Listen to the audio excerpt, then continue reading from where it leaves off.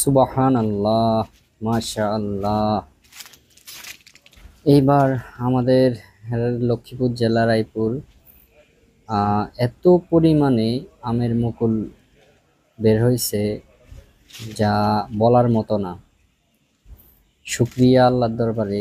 মানে যেদিকে তাকাই এত পরিমাণে আমের মুকুল বের হয়েছে, অকল্পনীয়। শুধু যে আমের মুকুল বের হয়েছে বিষয়টা তা না, মানে 2024-এর যে বন্যার পরে মানুষ যেখানে যা লাগাইছে, যা ফেলছে, তাই হয়েছে। সুবহানাল্লাহ। আসলে বন্যায় মানুষ সাময়িকভাবে অনেক ক্ষয়ক্ষতির সম্মুখীন হয়েছে, সেটা আমরা সকলেই জানি। কিন্তু বন্যার কারণে আমাদের প্রাকৃতিক যে একটা ভারসাম্য আছে, যেমন মাটির যেই উর্বরতার যে মিশ্রণটা, যেমন বেলে মাটি দোআঁশ মাটি এঁটেল মাটিতে এইরকম করে প্রাকৃতিক যে একটা ভারসাম্য, হ্যাঁ, বন্যায় কিন্তু এই ভারসাম্যটা রক্ষা হয়।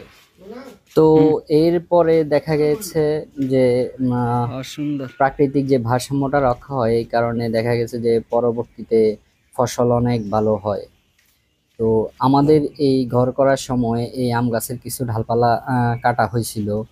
তো যেখান থেকে কাটা হয়েছে ঠিক সেখান দিয়ে এত পরিমাণে আমের মুকুল বের হয়েছে যা বলার মতো না। সুবহানাল্লাহ। মানে কোনো পাতা নেই কিন্তু আমের মুকুলে ভরপুর।